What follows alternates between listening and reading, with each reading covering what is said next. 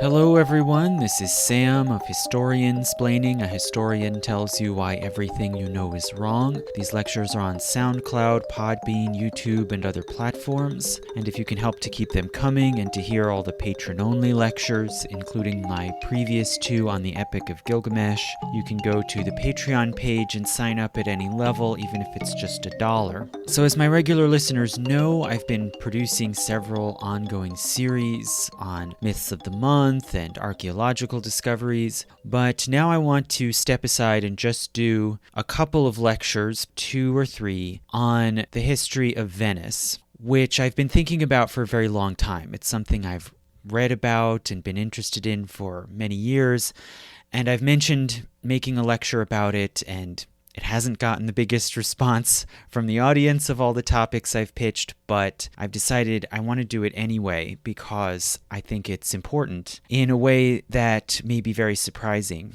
So talking about the history of Venice, especially, at a time like this when there's a lot of anxiety about politics and the direction of Western civilization, it might seem like a trivial subject. The city of Venice is known as a tourist attraction, a scenic place, the backdrop of many movies and photo shoots, and it might seem like something of only aesthetic interest. But Venice actually was extremely politically important as well and played a tremendous role in Western history, and Eastern history too, for that matter. And it was a major center of power, trade, and warfare for about 1,000 years, a major portal of contact and exchange between Europe and Asia and the rest of the world. And for several hundred years specifically, it was the greatest commercial and naval center of Europe. It is unique, for one thing, as a long-lasting, stable republic. I think it may hold the world record for the longest-lasting independent republican government.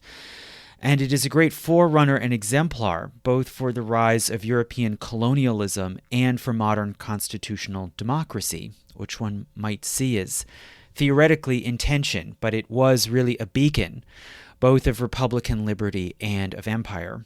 Of course, the city's most famous and visibly distinct trait is that it is built around canals rather than streets. And this is not just a quaint and scenic feature of the city, but it is technologically critical to its role in the world. This canal system arose as a haphazard adjustment to a difficult waterlogged terrain, and it is, as it happens, very inconvenient for local small-scale transit, which customarily is based on human and animal power and wagons and carts, which can hardly get anywhere in Venice. But conversely, it is very convenient and efficient for transport by water, which for centuries was the main highway for large-scale and long-distance transport. And hence Venice was perfectly formed, although it was an unintended accident of geography and history. It was perfectly formed to be a maritime trading and war-making capital, which is what it remarkably became. So what I want to trace here is how this seemingly impossible city came about, and importantly, how this is really a story of resilience, of how a place of refuge became a place of power, and more specifically how settlements of refugees in a remote, hostile environment, fleeing from violence and civilizational breakdown, in time transformed to become not only the seat of an empire, but the capital of one of the longest-lasting independent states in world history, and arguably the most free of its age. So in order to explain what Venice is and how it came about, one naturally has to start from the sea, which was understood to be, in a sense, both the mother and the spouse of Venice. So if we start from the vantage point of the Mediterranean Sea, this sea is unusual in the world as an almost entirely inland sea, more than 2,000 miles long from west to east, and linked to the ocean by only a small, narrow strait less than 10 miles wide. So you can think of it as almost a gigantic inland harbor. But also, if you ask a climatologist, the Mediterranean happens to also be an evaporation basin, meaning that fresher water is always flowing in to the Mediterranean from the ocean and gradually evaporating and becoming saltier.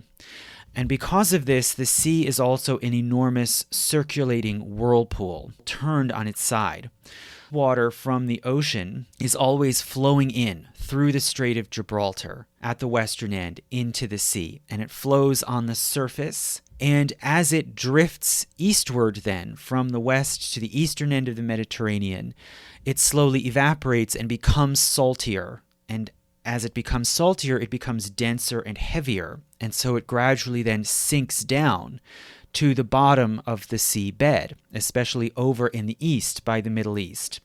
And as it sinks down, it then flows back westward and eventually flows back out through the bottom of the Strait of Gibraltar back out into the Atlantic, much saltier than when it came in. So there's this kind of constant flowing churn that creates currents that flow mainly from west to east through the Mediterranean. Now also, if you were following this current through the sea from west to east, roughly around the middle between Italy and Greece, you would find that one current branches off and turns northward, and then flows up northward through the Straits of Otranto, a somewhat wider strait, about 40 miles wide, between Italy and the Balkans.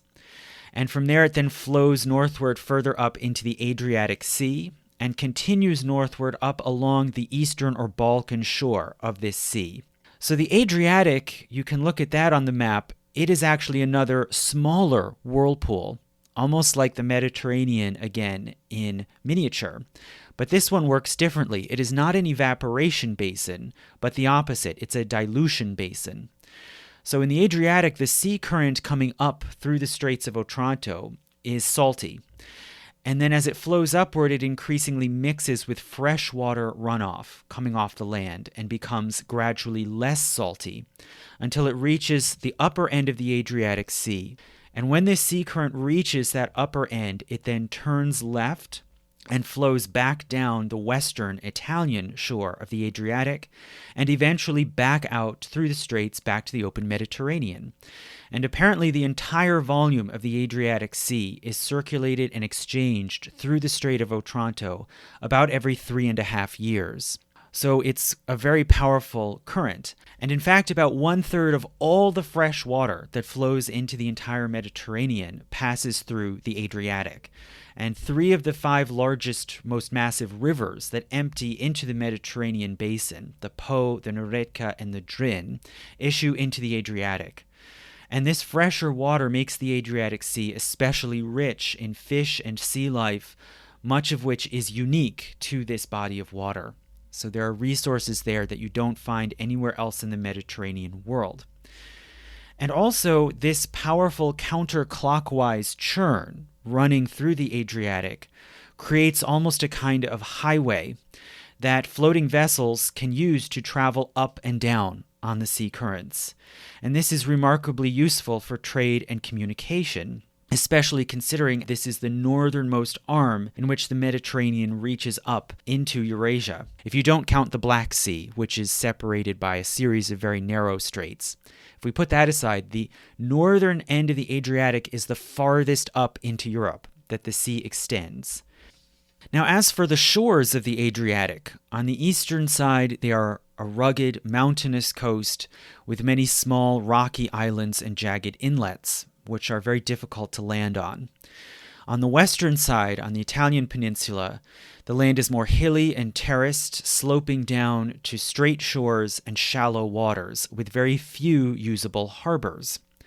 But at the very northern end, if one follows that current up to that upper end of the Adriatic, one finds a wide, flat plain with fertile, grassy land and many rivers, the largest of which is the Po, which flows down from the western part of this plain called the Po Valley and into the Adriatic Sea in a wide delta.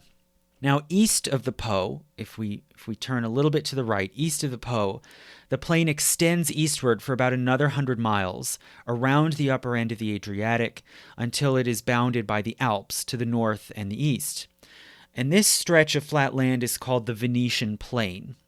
And the coastline of the Venetian Plain is flat and sandy, with several large marshy lagoons enclosed by narrow land spits and barrier islands, created by the interaction of the freshwater streams coming off the land with the waves and gentle tidal pulses of the sea. The largest and longest of these lagoons is called the Venetian Lagoon.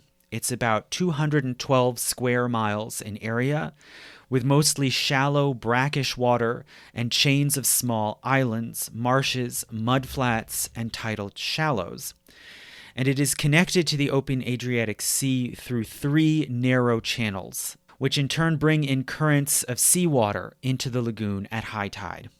Now, furthermore, the climate of the upper end of the Adriatic is very distinctive. It is the wettest of any place on the shores of the Mediterranean. It's the only area on the Mediterranean that can be climatically categorized as humid subtropical.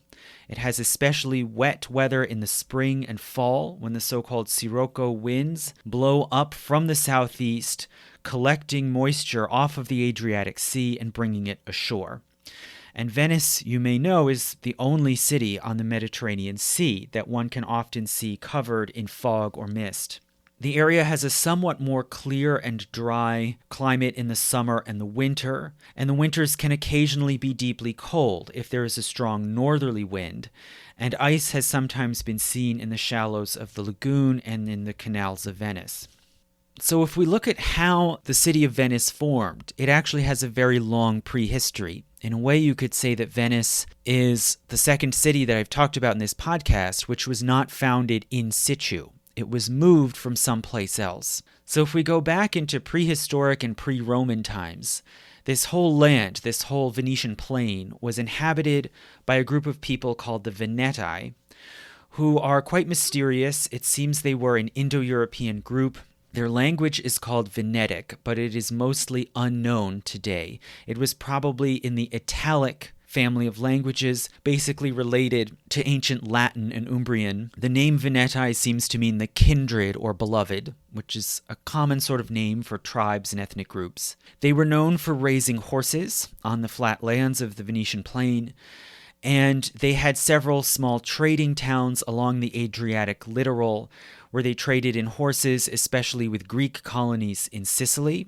And at one point, Greeks did send up teams to help build canals linking these towns to the sea to facilitate this trade. In the late 300s BC, they were attacked by an invading fleet from Sparta, but the Veneti defeated them. And they were more vulnerable, however, to attack by land. And the region was invaded in the 200s BC by Celtic tribes from Gaul. And the Veneti could not permanently stop this continuing flood of aggressive migration from Gaul. So in the 230s BC, they formed an alliance with Rome, the rising power in the middle of Italy, against the Celtic Gauls. And they also then took the Roman side in their wars against Carthage, and specifically in their fight against Hannibal in 218 BC. Eventually, the Romans did defeat the Celts in this Venetian plain and the Po Valley, and by 196 BC, they had basically conquered and occupied all of this flat land in what they called Cisalpine Gaul. So the roots of Venice came about in the Roman era. In 181 BC, the Romans founded their first town in this whole region, and it was just east of the Marano Lagoon, basically the easternmost in this chain of lagoons. It was situated on the Nartiso River, about 6 miles upriver from the sea, so it was well situated to manage trade up and down the river and onto the seacoast. And the trade included resin and amber coming down from the Alps and horses from the plains. And it also was situated strategically in order to try to hold the Venetian plain against possible raids or attacks coming from the mountains, and hence, by extension, to defend Italy from possible invasion from Central and Eastern Europe. This town was called Aquileia, and the Romans populated Aquileia with thousands of Latin families from central and southern Italy. They placed a large garrison in the town with thousands of troops, And in the following years, they also founded more outlying towns, such as Trieste, a seaport farther east at the farther end of the Venetian Plain, basically where it reaches the Dinaric Alps, and another called Altinum, a bit to the west, basically on the northern shore of the Venetian Lagoon. And they also built a system of roads across the Venetian Plain and the Po Valley, connecting these new Roman colonies to the rest of Italy and to Rome. Now, as for the Veneti, large numbers of them did over time migrate into these Roman towns, along with some local Celts and Gauls who had settled in the area. And they gradually adopted Roman customs and slowly transitioned from the Venetic language to Latin. Many of them took up the worship of the Roman pantheon of gods, alongside the pre-Roman sun god Belenus. In 49 BC, everyone in this region received Roman citizenship, along with the rest of Cisalpine Gaul. And in the Roman era, Aquileia grew and flourished as a major Roman center of northern Italy. It was visited by several Roman emperors, starting with Augustus. It was a site of booming industries, including metalworking, especially after the discovery of gold in the Alps to the north, and of glassworking, established especially by Jewish artisans from the Middle East, and of mercantile trade, managed by a complex class of Italians, Celts, Greeks, Egyptians, and Jews. Now, Aquileia came under threat after 166 AD, as tribes to the north, starting with the Marcomanni, began to raid and cross the northern and eastern frontiers of the empire. But in a sense, this only made Aquileia even more important. In 168 AD, in the midst of this war, the emperor Marcus Aurelius made Aquileia the main military headquarters of the empire to coordinate the defense of the northern and eastern frontiers. And at this point, the city grew even larger, up to over 100,000 people. It became the site of a mint and an imperial palace, and also became known for the grand houses of the wealthy elite.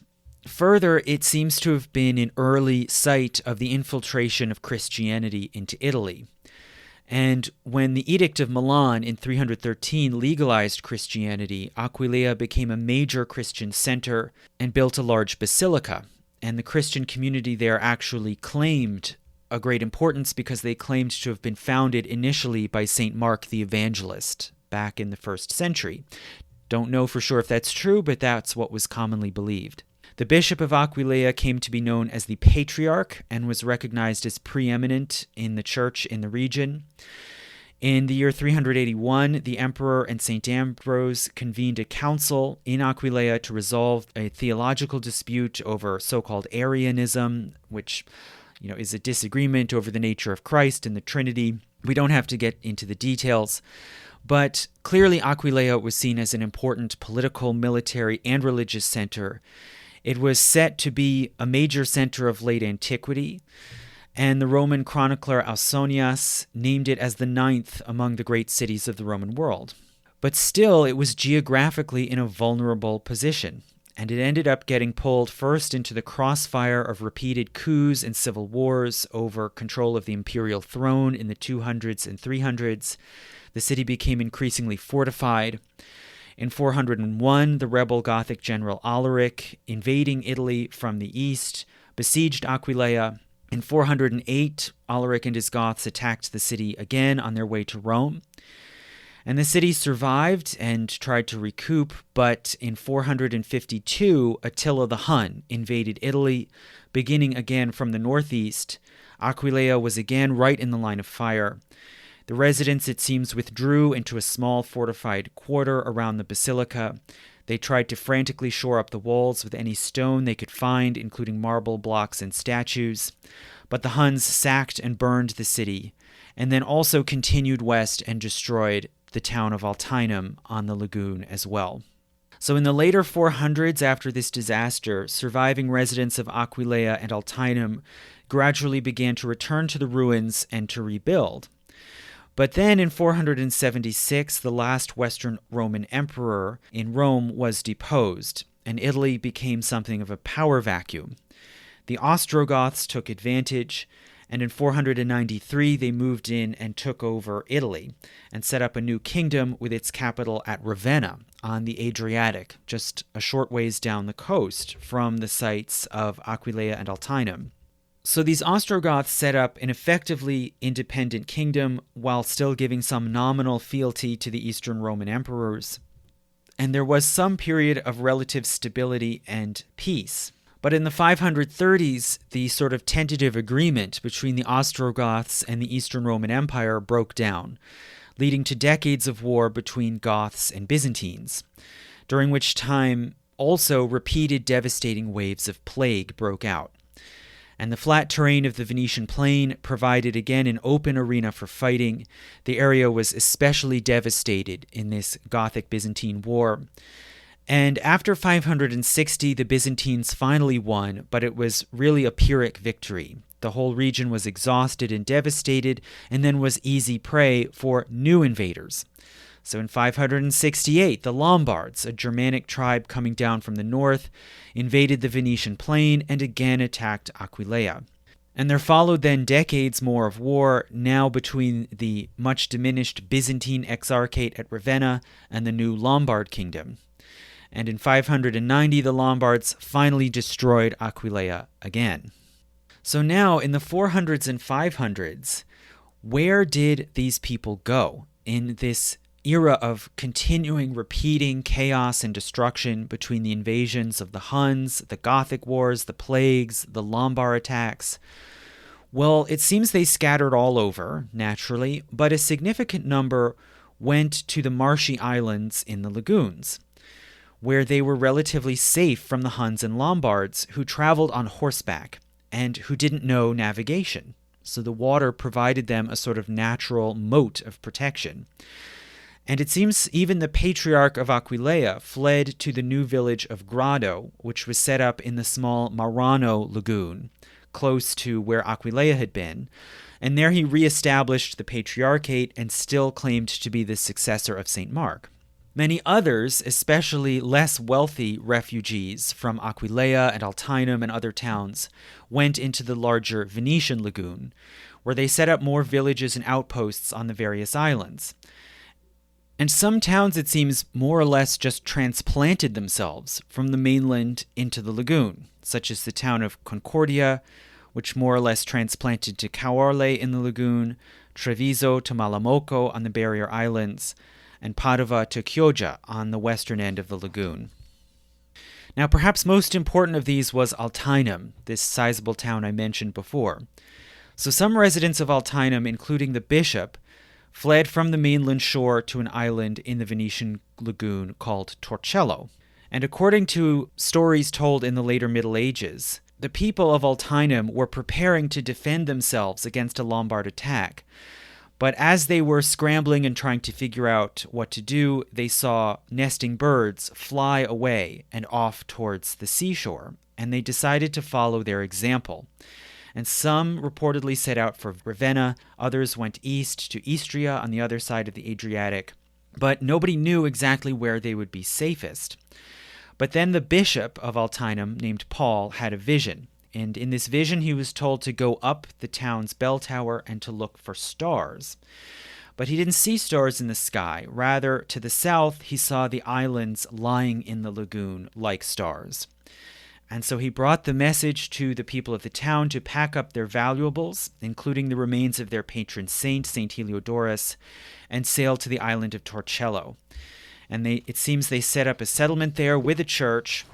And then this town on Torcello served as a base and way station for further settlements into the lagoon. Refugees created several more villages, including Murano on a slightly larger island near Torcello, and Rivo Alto on a small hill along the banks of a curving channel running through the interior of the largest island in the middle of the lagoon. And Rivo Alto means high bank. So it was on a piece of high ground on this channel, and that area around that village came to be called Rialto for short.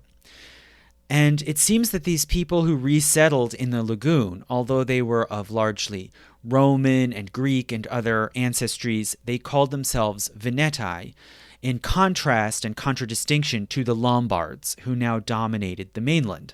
And it is known from archaeology that these people subsisted mainly on fishing, and they also traded fish and aquatic resources for timber, for building boats, and for building houses on stilts over the mudflats and marshes. And they also laid down woven reed mats in order to stabilize shores, and eventually also sunk pilings down into the mud to the bedrock in order to stabilize larger buildings. So in the midst of this period of migration, in the year 523, the Ostrogoths were ruling in Italy, and a Gothic royal official sent a letter addressed to the so-called maritime tribunes of Venetia, implying that there were some sort of local leaders among these villages and collectivities in the lagoon. And this letter asked the people of Venetia for help in transporting olive oil and wine across the Adriatic Sea to Ravenna. And for some reason, as part of this missive, this royal official gave a long, elaborate description of the province that he called Venetia, apparently including all of the upper Adriatic coast and all of the lagoons.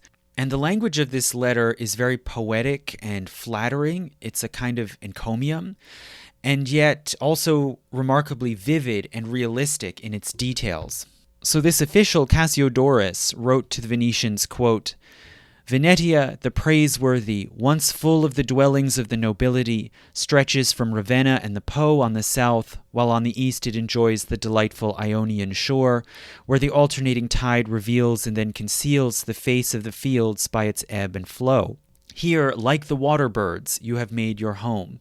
He who was previously on the mainland finds himself on an island, so that you might imagine yourself in the Cyclades from the sudden alterations in the appearance of the shore. Amidst the wide expanse of the waters can be seen your scattered homes, not the product of nature, but built by the care of man into a firm foundation. For by a twisted and knotted wickerwork, the earth there collected is turned into a solid mass, and without fear you use so fragile a bulwark to oppose the waves of the sea." And then he goes on later to talk about the population of the lagoons. And he says, quote, "The inhabitants have only one concept of plenty, that of filling their bellies with fish. Poverty and wealth, therefore, are on equal terms. One kind of food sustains everyone. The same kind of dwellings shelters all. No one can envy his neighbor's home, and living in this moderate style, they escape that vice of envy to which the rest of the world is susceptible." End quote. So clearly here Cassiodorus is praising and trying to butter up the Veneti of the lagoons, but it's remarkable the themes that he focuses in on to appeal to their self-image already in this very early time, which are the skillful management of the sea and their relative equality. Now it seems that by the time the Lombards again destroyed Aquileia in 590, there were also skilled craftspeople moving into these settlements and reviving industries there like blacksmithing and glassmaking. But the biggest and most lucrative export of the lagoon was salt. So the villages set up salt pans that received waves of seawater at high tide and trapped it in basins to evaporate, and then took the salt blocks and crushed them with rollers to pack and transport. And as these villages grew into small towns, they were joined more and more by remnants of the elites of Aquileia, including merchants, priests, administrators, and soldiers. And many migrants and refugees, it seems, brought with them pieces of sculpture, frescoes, even paving stones and lintels, and carried with them as kind of pieces of their old homes on boats to the new towns. Or sometimes it seems even villagers would sneak back to the ruins of the old cities and collect relics to bring to the islands and embellish their new homes. And in later centuries, it seems that these surviving, basically Roman Venetic artifacts were called altinelle, meaning bits of altinum. In the 600s, the towns and villages continued to grow and multiply. They were founded in various parts, especially of the larger central island around Rivo Alto. So remember, there's this series and string of islands all through the Venetian Lagoon. There's one sort of largest one, which sometimes was just called Rivo Alto or Rialto because of that first settlement on the high bank on the channel running through it. But these new settlements around the shores of the island include, for one thing, on the southern shore below Rivo Alto, a village that came to be called Dorso Duro, meaning the hard spine. So it probably also was built on a small strip of high ground along the shore. And on the eastern tip of the island, Castello, meaning the fortress. Many villages around the lagoon built churches, formed parishes on the various islets. And on the main central island, new parishes sprung up, especially along that central channel, which came to be called the Great Canal, or the Grand Canal, as we call it now. And a major one is the parish of San Polo, basically at Rialto. Now, what was going on in these churches? It seems that the lagoon became a peculiar religious borderland. They practiced Latin or Western Christianity despite political ties, at least nominal ties, to Constantinople and the Eastern Empire. And it seems that a local schism around the area of Venetia started in the early 600s. So the main religious authorities in the area were the patriarchs of Grado, who continued to claim apostolic authority as successors of the patriarchs of Aquileia and in turn to St. Mark. But then after 600, some small numbers of survivors did begin to resettle the original site of Aquileia on the Narciso River, and they refounded the patriarchate there. So now there was a schism between these two different bishops, both claiming the title of patriarch and claiming apostolic authority. And it seems that in this schism, the Venetians in the lagoon remained loyal to the patriarchs of Grado. We don't know why. Maybe they had an affinity as fellow lagoon dwellers. But in the meantime, early basilicas were built in the lagoon. It seems the first sizable basilica was Santa Maria Assunta on the island of Torcello, and then another was built on nearby Murano. And it seems these buildings showed a blend of Western and Byzantine styles. In theory, the patron saint of the lagoon was Saint Theodore, who centuries earlier had been an early bishop of Aquileia, but it seems as if most churches tended to center on veneration of Saint Mary, who was kind of widely shared and recognized as a protector saint. In the 700s, more new settlements were founded again on the outer shores of that main central island, farther away from the Grand Canal, and these included in the north Cannaregio, which is a name of unknown origin, but it might refer to the reed fields in that marshy area, and in the west, Santa Croce, or the Holy Cross. So how did this string or cluster of islet villages become the city of Venice? Well, there is no particular founding moment of the city. It seems it was a gradual formation and consolidation. So politically, all of these various towns gave at least nominal fealty and obeisance to the Byzantines, which then in turn gave them some protection and trading rights in the Byzantine Empire in the east. But really, in effect, it seems they were self-governing, basically managed by local elected or appointed leaders called tribunes. And the Byzantine Exarchate in Ravenna did appoint military governors, but it's unclear how much power they really exercised. And according to later stories and chronicles, in the year 697, the people of the lagoon reportedly gathered together and elected their own leader, who was called a Doge, from the Latin word dux, meaning leader or commander. Now, this may or may not be true, but certainly it's clear that there was a Doge named Ursus presiding over the villages of the lagoon, elected probably in the year 730. And then from 742 onwards, it seems that the Doges were seated at Malamocco, the large village on the barrier island on the seashore, and that became sort of the de facto capital of the lagoon. But still there was continuing severe disunity and dissension, with many fights and skirmishes among the different islands. Several Doges in the 700s were killed or overthrown and blinded as a way of preventing them from taking back power. And in times of crisis or chaos, it seems that the ultimate authority was simply the arengo, the word for the general gathering of citizens, You could call it the General Assembly, or more cynically, the mob. Now, meanwhile, as this was going on, the Lombards continued to extend their power. In 751, the Lombards conquered Ravenna, and the last Byzantine stronghold in the west was gone. The Doges now truly ruled the Venetian Lagoon as an effectively independent state, and they called it a duchy, or ducato, as one would say in standard Italian, or it seems dogado in the Venetian form. And they were at least still nominally under Byzantine suzerainty, but really were responsible for their own laws and defense.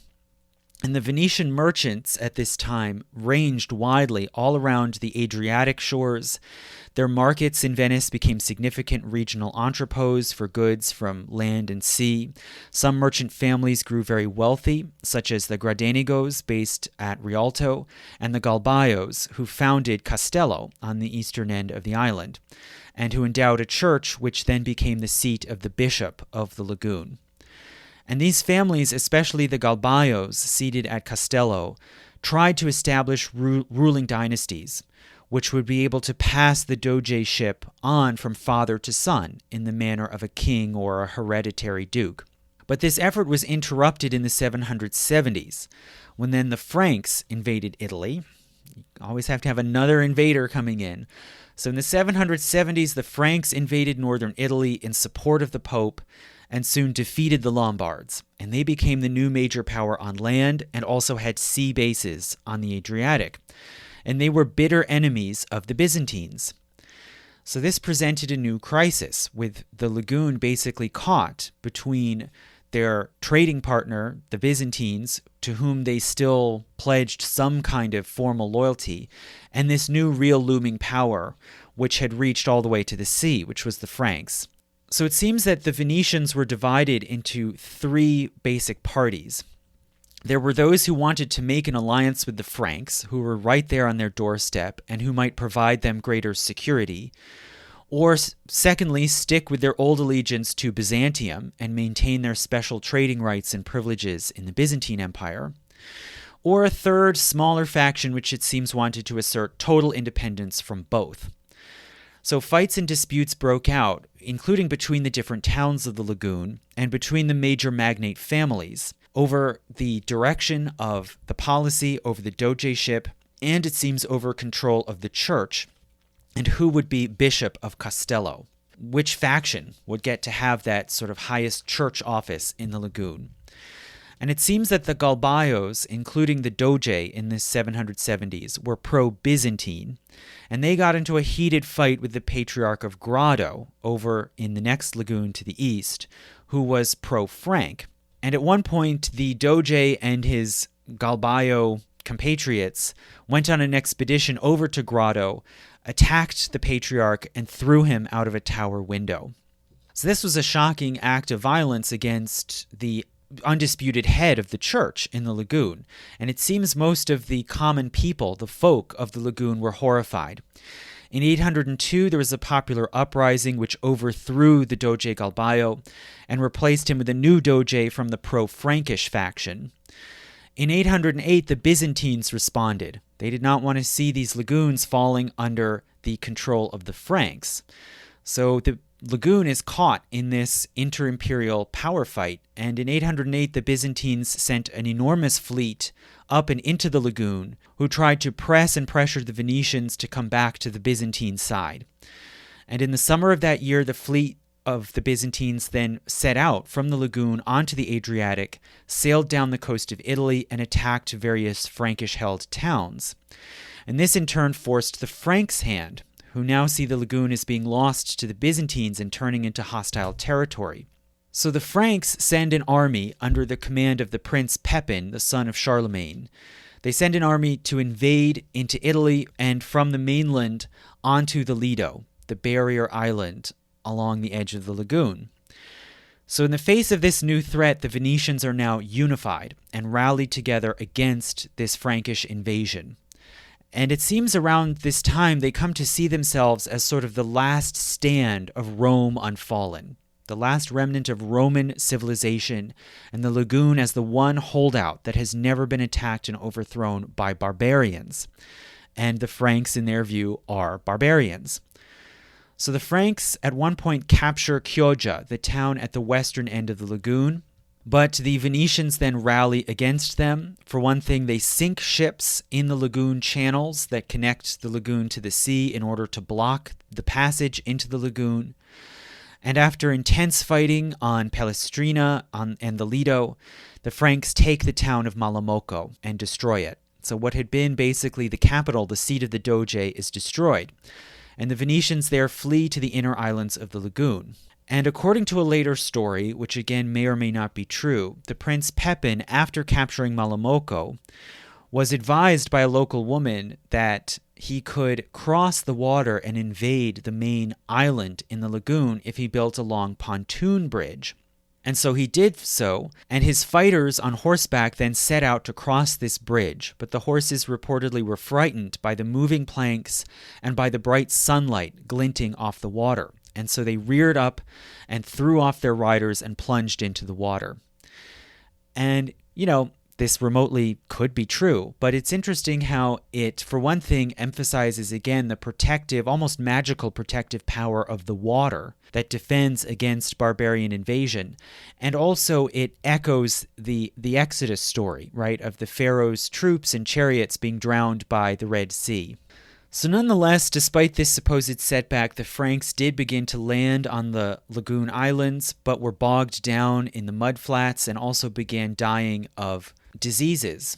So the Venetians held out and refused to acknowledge Frankish overlordship, but finally under pressure they did reach a settlement whereby they would pay tribute to Charlemagne and the Frankish Empire. And after the Franks withdrew, the Venetians began to repair the damage and to retrench. And at this point they relocated the capital and the seat of the Doge from Malamocco permanently to the central town on Rivo Alto. And they began to speak openly of the lagoon as a fully independent commonwealth, or sort of proto-republic. They ceased to observe any fealty to the Byzantines or Lombards or Franks, so they're now asserting themselves as a separate, distinct, and fully self-governing entity. And just shortly after, in 827, the Pope held a synod where he ruled that the Bishop of Aquileia was the true and legitimate patriarch of the whole region of Venetia and the true successor of St. Mark, and hence the Venetians must obey the patriarchs of Aquileia in ecclesiastical matters. But the Venetians, it seems, refused to accept this subordination, and the dispute triggered a kind of revolution. So in the year 828, two Venetian merchants were traveling in Alexandria, Egypt, which was, quite a distant port, but Venetian merchants did sometimes make it all the way there to Egypt.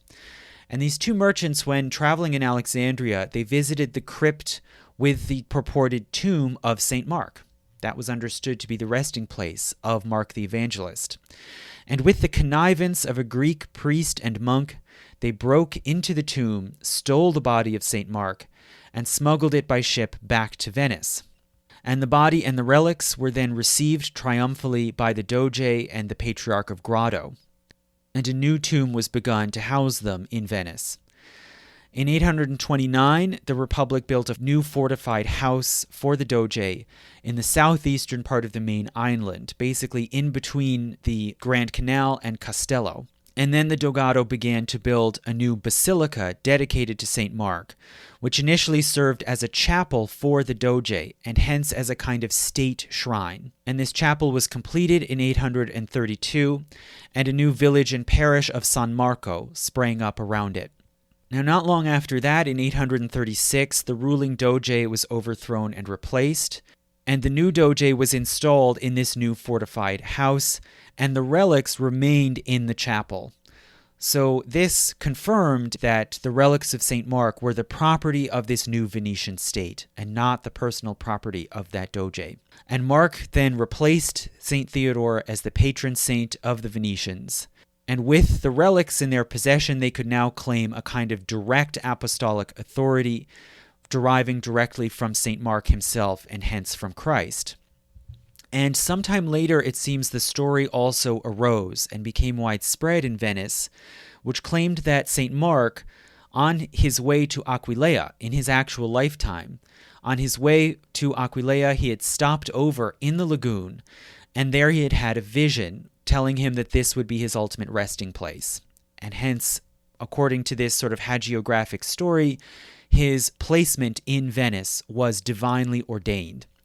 And the winged lion of St. Mark became the emblem of this new emerging republic, which came to be called formally the Republic of St. Mark. And the story of the so-called translatio, or transport, of the body from Alexandria to Venice became a sort of second founding myth of Venice. And scenes of this story are then shown in mosaics inside St. Mark's Basilica. So this new republic was confident and ambitious, and it experienced about 300 years of fairly steady growth and development, which really formed the city of Venice as we think of it now.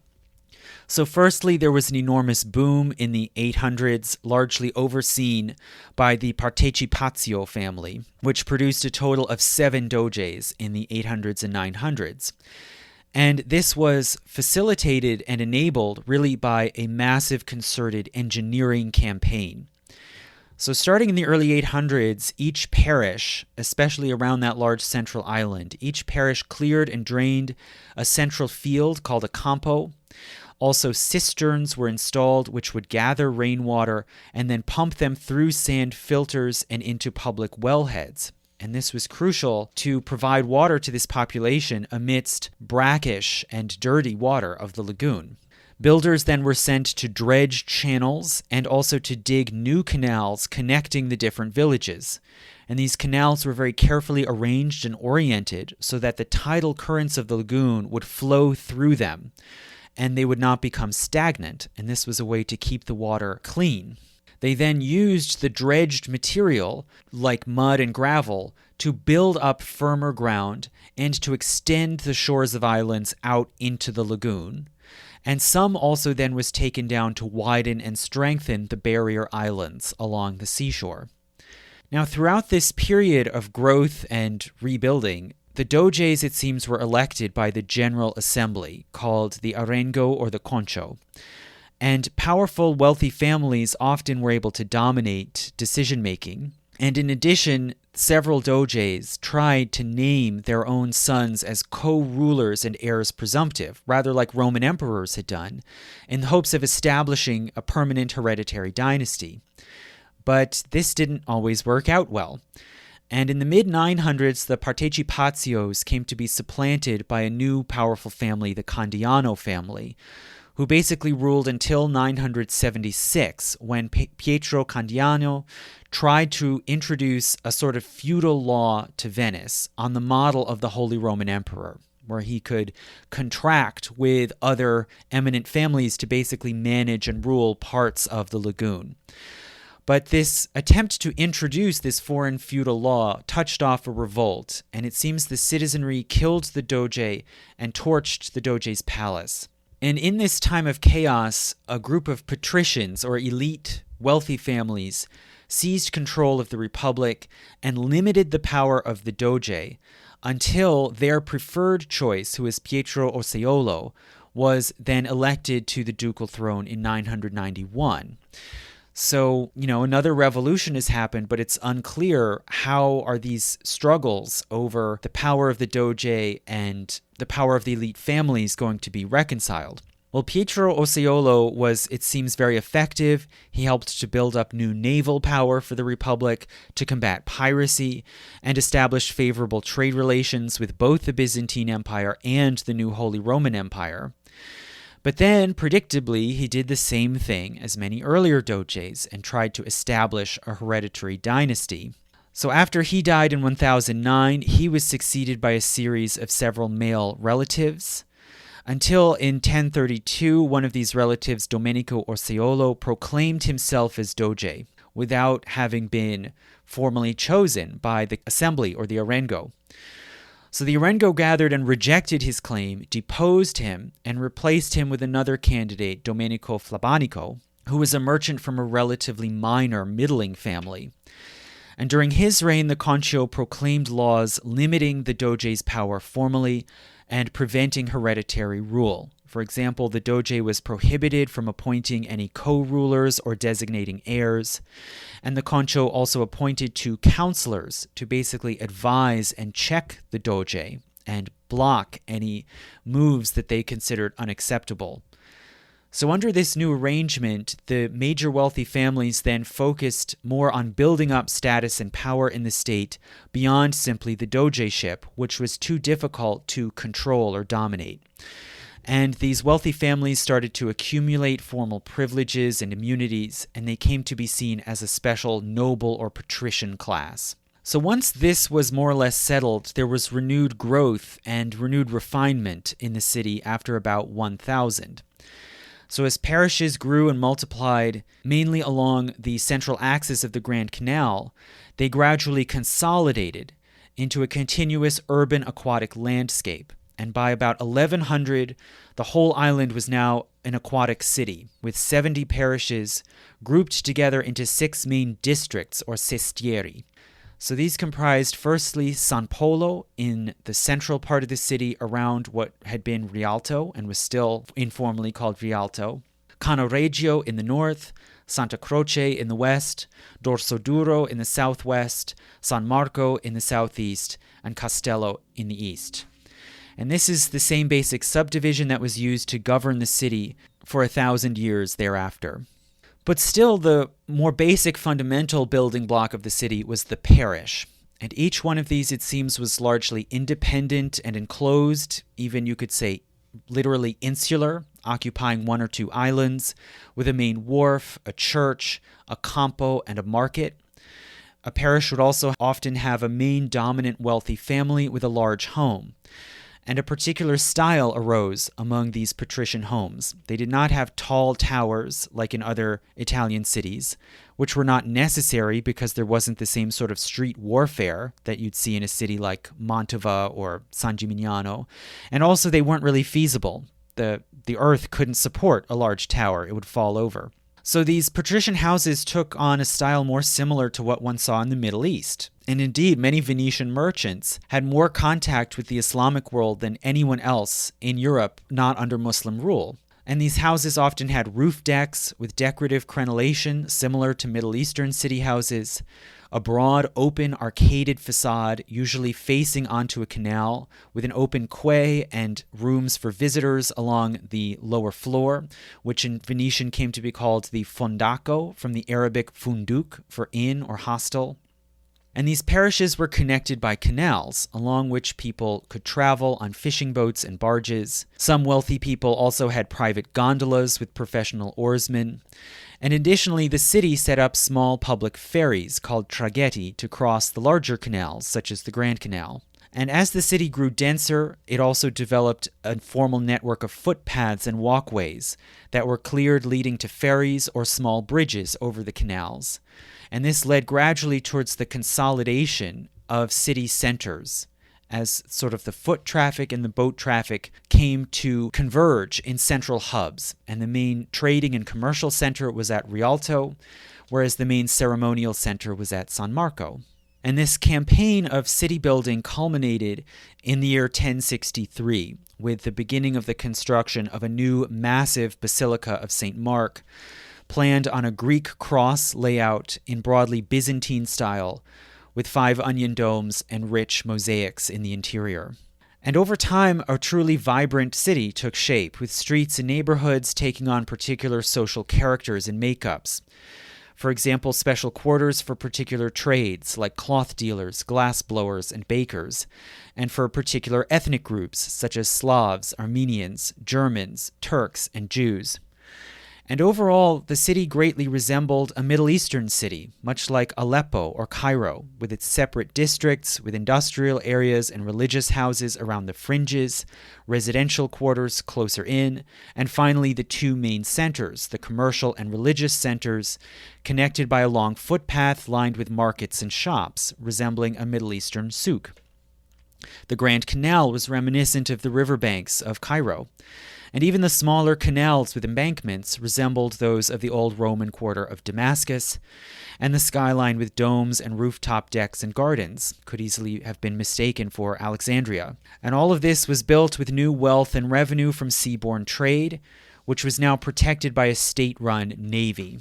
So Venice was first a trading power, but then, in order to protect and extend this trade, it became a naval power. Venice was fortunate in not really having to build walls to protect against marauding bands or hostile neighboring towns, as almost all other Italian cities had to do. It could rely on the lagoon as a natural fortification, but it did still have to worry about raids by sea, especially by pirates and privateers. So the Republic began to undertake construction of a navy starting in the early 800s. It comprised mostly galleys, long, low ships powered mainly by human rowers. And these were being built in wharves and small dockyards all around the lagoon. Also in the 800s, the Republic gathered a fleet and sent it to repel Slavic and North African pirates on the Adriatic. In 841, it undertook its first foreign expedition, when a fleet of 60 galleys was dispatched carrying over 1,000 men to help support the Byzantines against an Arab attack, but this first expedition failed. Later, in the 900s and the 1000s, Venice enjoyed a sort of splendid isolation from the frequent small wars on the mainland of Italy, which were fueled by larger power struggles between the papacy and the empire. So Venice was unique in having no Guelph or Ghibelline factions, and hence no multiplying towers or castles in the city. And instead, the entire republic could concentrate on building up trade and naval power at sea. In the year 1000, the Doge sent another fleet to defeat Croatian pirates who were based in towns and outposts along the coast of Dalmatia on the eastern shore of the Adriatic. This expedition was successful, and the Venetians occupied many of these pirate encampments and towns on the seashore, and hence Dalmatia became Venice's first colony. And this marked the beginning of the creation of a seaborne empire, which they eventually came to call the Stato da Mar, the Empire of the Sea. And the city at this point was very conscious of this watershed moment and began seeing themselves now as an imperial power, but a special one, which had the liberties of a republic and which was totally based on the sea. And around this time, it's been said sometimes that it was the year 997, although it might have been a little later, after 1000. But around this time, the Doge's government began putting together a ceremonial pageant marking the city's close link to the sea, which they performed each year on the Feast of the Ascension in late spring. And this ceremony involved the Doge and various churchmen boarding a state galley on the quay in front of the palace in San Marco. The ship was then rowed out over the lagoon, followed by a fleet of barges and gondolas to the small channel connecting the lagoon to the sea. And there the priests would sprinkle holy water on the Doge as a sort of rebaptizing and consecration of the republic itself. And then they would throw the remainder of the holy water into the sea and pray, quote, "For all of us who sail thereon, may the sea be calm and quiet." The Doge's galley would then row back to the city, and a festival would begin with musical and theatrical performances. So the Republic more and more is sort of organizing and dramatizing itself as a naval power, and this continued to grow even further then in the Crusading era. So in the year 1081, shortly before the First Crusade, Venice made an alliance with the Byzantines and unsuccessfully attacked Norman-held towns along the coast of Italy. So they're again trying to assert themselves. Then in 1095, the Republic joined in on the First Crusade, and they built and assembled an enormous fleet of 200 ships and sent it after the crusading army to help capture towns along the coast of Syria. Shortly after, in 1110, the Doge personally commanded a fleet of Venetian ships that helped the Crusader king of Jerusalem to capture the major port town of Sidon in Lebanon. And then in 1123, the king Baldwin of Jerusalem was taken prisoner by Turks, and subsequently Egyptians also invaded the kingdom of Jerusalem from the south. So the Crusader kingdom was in severe danger with its back against the wall. So the Venetians dispatched another fleet and defeated the Egyptians at sea. And then the following year, in 1124, Venice made a treaty with the Crusader Kingdom of Jerusalem, according to which they would help to capture Tyre and free the king, and in return, the Venetians would be allowed to set up a Venetian quarter with its own church and market in every town of the Kingdom of Jerusalem other than the capital. And this would include, furthermore, 1/3 of the city of Tyre, a major seaport, and it would include a large section of the port town of Acre in Palestine, from which they could conduct trade freely, subject only to Venetian law. So it's a sort of early instance of this idea of an outpost, an exclave out there in that faraway land, not subject to the laws of that kingdom. So the expedition was successful, and Venice obtained these quarters in Tyre and Acre, and the colony in Acre in particular grew and flourished for more than 100 years until eventually the town was retaken by the Egyptian Mamluks in 1291. So Venice became the major carrier of trade and transport between Europe and the Crusader states. And arguably, I think you could say Venice was the only state to actually benefit economically from the Crusades, which, in general were a huge waste and drain of resources out of Europe. But Venice, by cornering the maritime connection, they actually managed to benefit. And Venice also became a major way station for pilgrims traveling from Europe to the Holy Land and back. Pilgrim hostels were set up at the outlying island of Giudecca, south of the city, and another near San Marco. And the Republic even set up regular passenger galley service from the Lagoon to Palestine.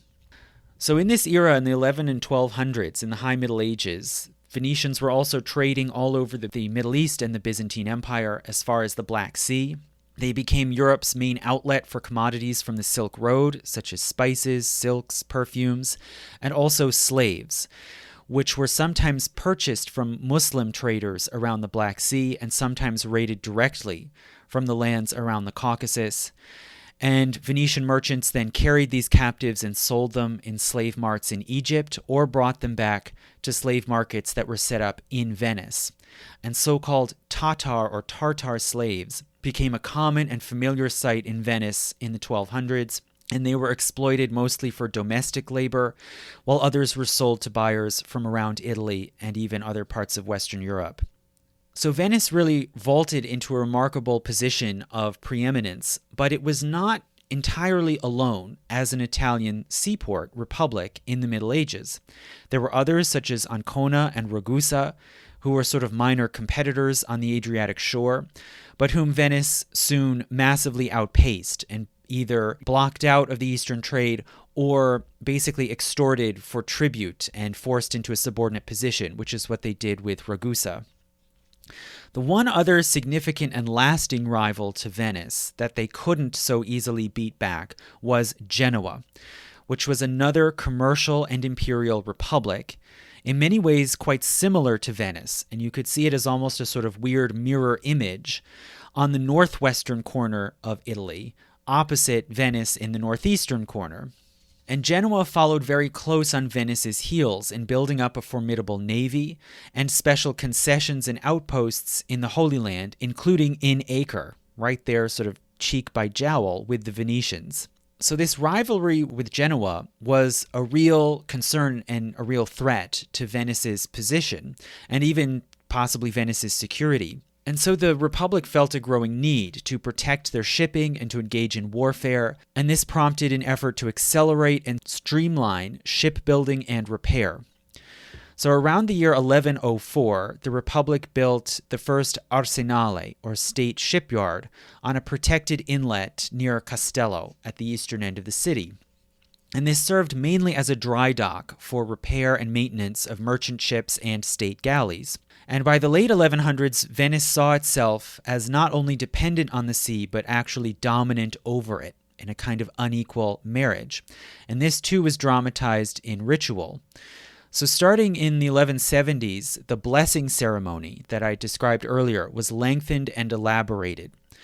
So in this new and expanded version of the ritual, the Doge would ride in a throne on the stern of the state galley called the Bucintoro, which may mean the golden barge. And he would be flanked on either side by the French ambassador and the papal consul or nuncio. When the barge reached the channel to the sea, they would perform the customary prayer and blessing with holy water. The galley would then proceed further out onto the open sea, where it would meet up with another ship carrying the Patriarch of Grado, who would then board and join the Doge on the Bucintoro, hence representing the partnership of church and state.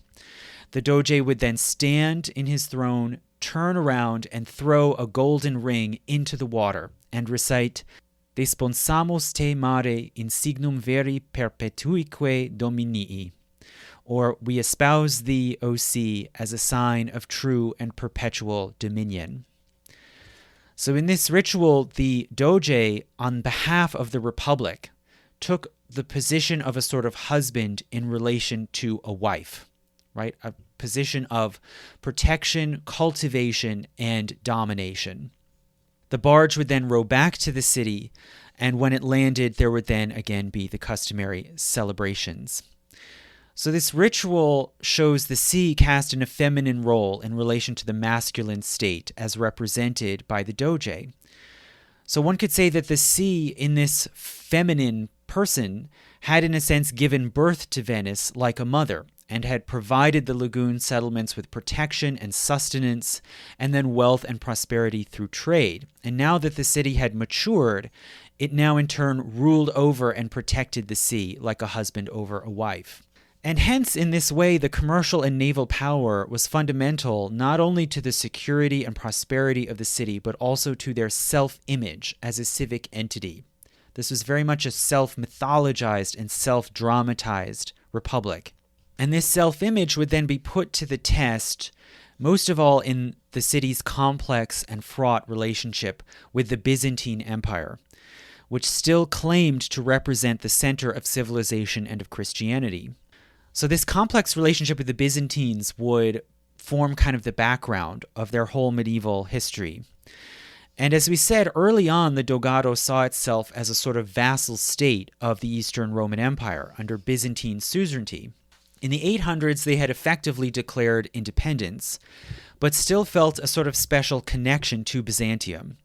And more than once, they tried to aid the Byzantines against Arab and Norman attackers. And they also had special trading rights in the empire, with Venetian hostels and trading houses set up in various Greek-speaking ports, including even in Constantinople itself. Now, the Great Schism in 1054 split the Eastern and Western churches, right? The Eastern Patriarch and the Western Pope excommunicated each other, and these sort of growing differences between the Latin Rite in the West and the Greek Rite in the East, the different creeds, they were kind of permanently split. Now, Venice ultimately took the side of the Western Latin Church, along with the rest of Italy. But still, the divisions were not always clear, and it was not certain exactly what were the ramifications of this schism. Could it ever be healed? Could the two churches be reconciled? And there was some ambiguity in Venice. So even as Venice ultimately sided with the Pope as the ultimate head of the church, they still used Byzantine styles in the building of the Basilica of St. Mark, which was started just a few years after the Great Schism. And they used, as I said, the Greek cross plan with onion domes and Byzantine-style mosaics. Venetians, it seems, still tended to see Constantinople as the great center of civilization in the Christian world. Venice had a large trading quarter in Constantinople, just like in Acre and Tyre. And this quarter grew quite prosperous and independent. But there were growing strains as this quarter grew. So for one thing, it was viewed with suspicion by the people of Constantinople.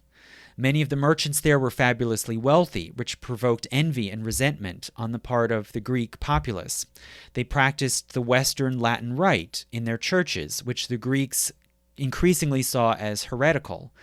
And also there were intense rivalries among the different Western and Italian trading enclaves, the Venetians, the Genoese, the Pisans, etc. And this led to street fights and brawls, a lot like one saw between rival houses in an Italian town. And hence, the Greek people of Constantinople more and more saw these Western Italian merchants as a source of chaos and instability. And the resentment and suspicion grew as the Venetians became more powerful through the 1100s, until in 1170 and 71, riots broke out with mobs attacking the Italian quarters. Then some years later, in 1180, a new young emperor came to the throne, who was only 10 years old. And so his mother, Maria of Antioch, ruled as regent through the 1180s. And she was a French Catholic by origin, and she was very favorable to the Italians in the city and gave more extensive protections and concessions, and even appointed some Italians into the imperial administration, which only further inflamed the resentment and anger in the city. In 1182, a relative of the emperor landed in Constantinople and tried to seize control of the government from the regent Maria of Antioch. And when this happened, it unleashed massive, violent, anti-Western riots, where Greek rioters torched houses, churches, and hostels, even almshouses. Around 10,000 people were massacred and another 4,000 taken prisoner and sold as slaves to the Turks. And this massacre shocked people in the West, and it really poisoned relations between Venice and Constantinople. And it led to years of wrangling over reparations and recompense to survivors and property owners. So through the 1180s and 1190s, relations between Venice and Byzantium were the most poisonous they had ever been in their entire history. And the bitter feelings found expression after 1200. So in 1202, the Pope and various Western Christian supporters called for another crusade. So this was still the era of crusading. And the basic idea was that Western fighters would gather in Venice, launch on a massive Venetian fleet to Egypt in order to land and then march east and try to retake Jerusalem. Now, the plan for this crusade, which we now call the Fourth Crusade, ended up going severely awry. And the whole thing is really an embarrassing, to put it mildly, an embarrassing episode in the history of Western Christendom. But it went awry in a way that ended up playing to Venice's advantage, and even vaulting Venice into the position of a serious imperial power. So in preparation for this crusade, Venice built an enormous fleet at great cost. And 35,000 fighters were expected to show up in Venice to embark. And everyone there who could would contribute to pay for the passage on this fleet and defray Venice's enormous expense that they had gone to in building this fleet and sailing it to Egypt. But as it happened, only about 12,000 of the expected 35,000 showed up. So many fighters had abandoned the mission, or they had embarked haphazardly on their own at various different ports in Italy. So the Crusade commanders, when they gathered in Venice, could not pay the agreed price for passage. And the commanders instead had to sell off assets and scrounge and borrow to try to pay some of what they owed to Venice, but still could only come up with a little over half the agreed upon fee. So the Doge of Venice, who was named Enrico Dandolo, had to decide what to do in this situation. And he ends up becoming the great pivotal figure in all of this.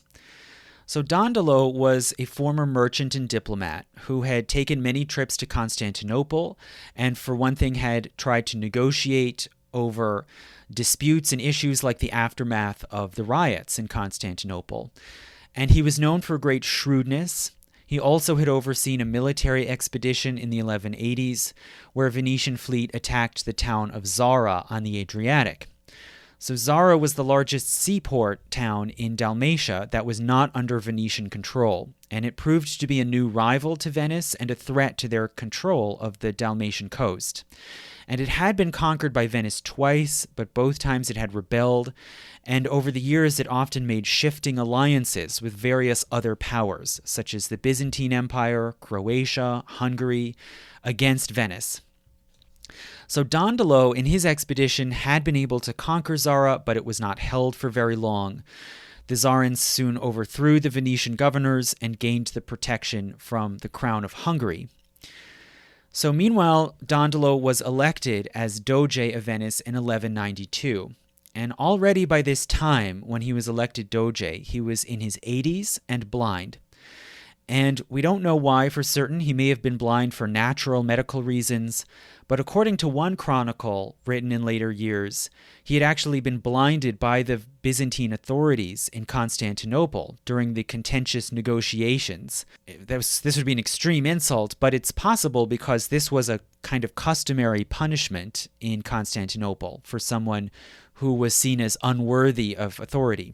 But regardless of that, he took office, and as Doge, he mainly focused on internal policies within Venice, like currency reform, while meanwhile Zara on the Adriatic coast slipped out of Venetian hands and came under Hungarian suzerainty. So by 1202, when this crusading mission begins, Dandolo is over 90 years old, and it seems that perhaps his shrewdness may have been underestimated because of his age, the fact that he was blind, apparently infirm. But he worked out a deal where he agreed that Venice would transport the Crusaders on the Venetian fleet, but they would owe the city a debt with interest for the payment shortfall. And further, he insisted on boarding and sailing with the fleet himself. And after the fleet embarked, they began sailing down the Adriatic. And as they passed the coast of Dalmatia, Enrico Dandolo made a proposal to the other crusading commanders. He proposed that they could pay off their debt to Venice by attacking and reconquering Zara for the Venetians.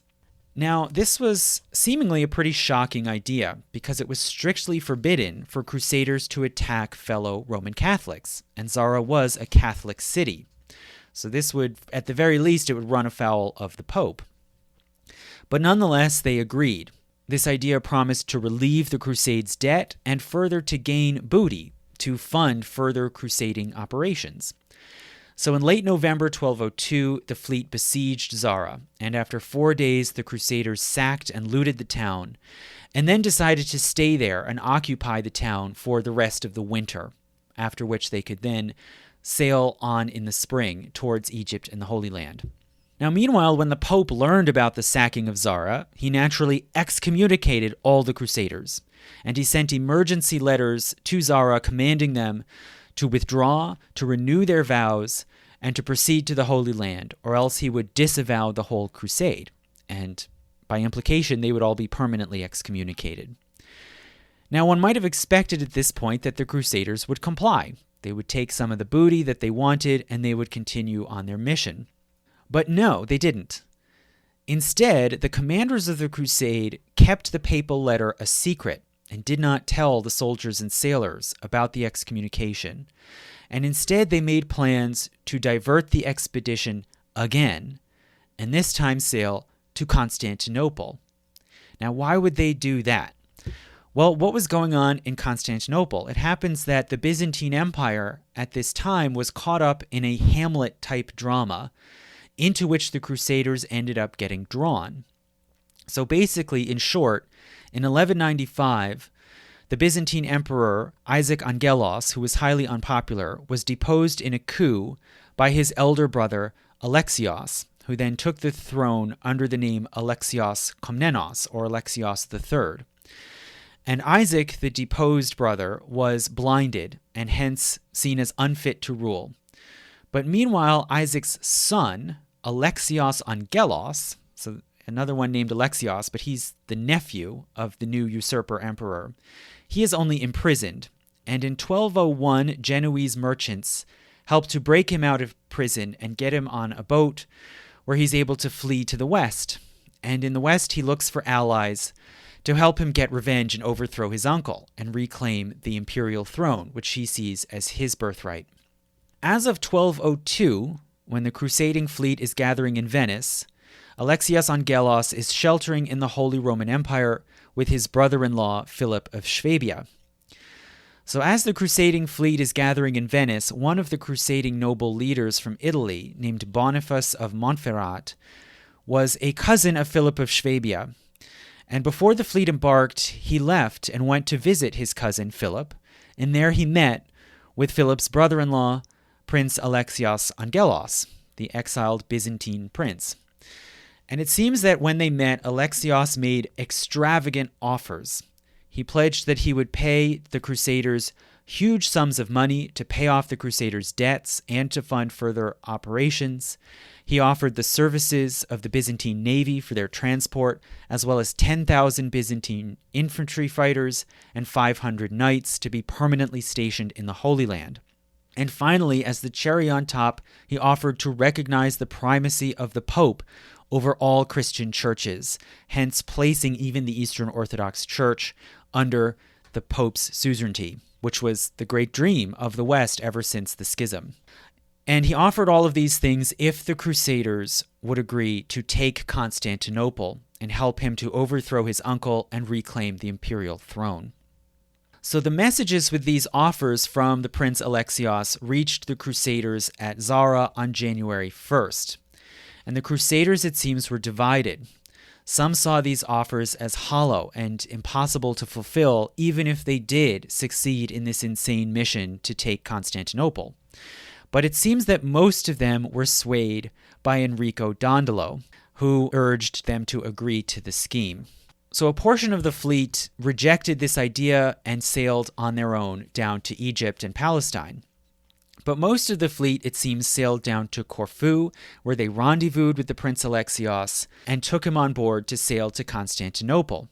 They arrived at Constantinople in late June 1203 and landed forces on the eastern side of the Bosporus, on the other side of the straits opposite the city. They could see that the city had a decent number of defenders, maybe about 15,000, and a large portion of them were paid foreign mercenaries from places like Kiev and Rus and even England. They delivered an ultimatum to the Emperor Alexios Komnenos, demanding that he abdicate the throne and hand it over to his nephew. The emperor refused, and furthermore, it seems the Crusaders were surprised that the populace of the city didn't support them. A series of small battles were fought in Chalcedon and other towns on the eastern shore of the Bosporus. The Crusaders were outnumbered in these battles, but were able to hold their own because of the good quality and skill of their knights. Then in July, the Venetian fleet ferried the Crusader army across the Bosporus, landed north of the city, laid siege to the city, and repeatedly attacked the fortifications, taking towers piece by piece. This fighting was costly, and it began fires that burned a portion of the city. So as the Crusaders seemed to be slowly closing in and the city was under siege, the emperor then snuck out and fled.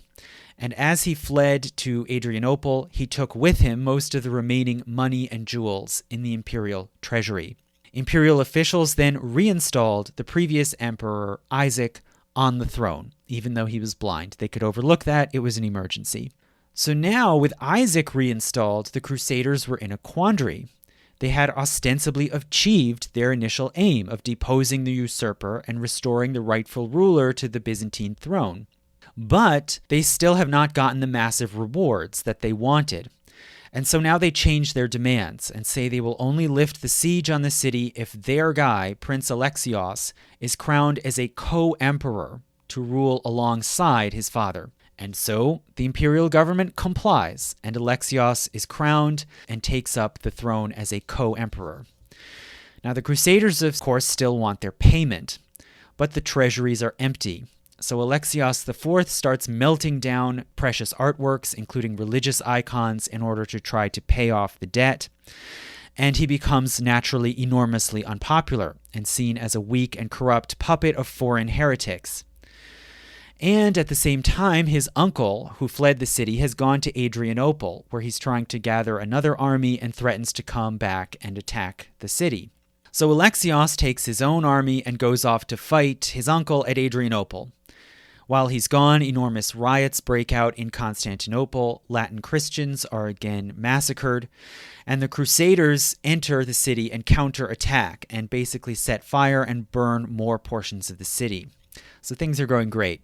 In January 1204, the old blind co-emperor Isaac dies, and the son Alexios IV is overthrown in a coup and killed. And so now there's another power vacuum. Nobody wants to be emperor, but eventually the military general Alexios Doukas is crowned and takes the throne as Alexios V. So now the Crusaders gave the same ultimatum again, demanding that this new guy, Alexios V, honor the promises that had been made to them by Alexios IV. Naturally, he refuses. And so on April 8th, the Crusaders attack the city full on, the Venetians from the water and the rest of the troops from land. And they fail to capture it. The Byzantines are able to repel them. And after this failed attack, they hope that the Crusaders will simply give up and withdraw and go on their supposed mission to the Holy Land. But they don't. They still stay and regroup and prepare to attack again. So now the Emperor Alexios V flees as well. And furthermore, the unpaid foreign mercenaries in the city abandon. On April 12th, the Crusaders attack again. They're able to breach the walls of the city and get their knights inside. They set more fires, and by April 13th, they have captured the city. For 3 days now, the Crusaders sack and ransack the city, killing many civilians. And since very little money is to be found and the treasuries are empty, instead they raid palaces and churches, including even the Basilica of Santa Sofia, for artwork and for holy relics. The booty is divided up between the Venetians and other states and individual fighters. The Venetians, for one thing, seize the quadriga, the ancient Roman bronze sculpture of 4 horses that decorate the hippodrome or racing arena of Constantinople, and they pack them up and ship them back to Venice, where they become the property of the Republic and eventually are installed on the front facade of the Basilica of St. Mark. And today they are still there inside the basilica, and a copy of them has been placed on the facade over the entranceway. So the Crusaders' sack of the city and the desecration of the churches of Constantinople is the final nail in the coffin of relations between the Eastern and Western churches. And this is probably the one final thing that makes the Great Schism permanent. The Crusaders remain occupying Constantinople, and they decide to seize the Byzantine Empire for themselves, basically abolishing the Byzantine state and establishing the so-called Latin Empire in its place. They offer the imperial throne of this new Latin Empire to Enrico Dandolo, but he refuses and he dies the following year in 1205. So instead they place one of their own leaders, Baldwin of Flanders, on the new imperial throne, and they begin parceling out the core imperial territory among themselves. But meanwhile, some Byzantine officials and armies, especially out on the fringes and outer provinces of the empire, are able to hold out and set up rump Byzantine states in several outlying cities, such as Nicaea. And these outlying sort of Byzantine loyalist states then gradually start to push back. And over time, the Latin Empire loses ground and finally falls in 1261, and the Byzantine Empire is restored. But in the meantime, while this Latin Empire, controlled by these Western Christians, exists for 57 years, in that time the Crusaders were able to divvy up much of the empire's territory into fiefs or vassal states, which they then hand out. And several of them end up eventually in Venetian hands, but by very complex paths. The Venetians are ultimately able to hang on to most of these fiefdoms in the East for centuries, even after the fall of the Latin Empire and the restoration of Byzantium. And this is what really launches Venice as an extensive empire. So one big prize, the most important one that they obtained, was the island of Crete, which is the largest Greek island, lying at the southern boundary of the Aegean and separating the Aegean from the open Mediterranean. It was very valuable as a way station for shipping from the west to Constantinople and the Holy Land and the Crusader states. In 1205, the island of Crete was awarded to Boniface of Montferrat, that crusader who had sort of instigated this whole disaster by negotiating this deal with the Prince Alexios.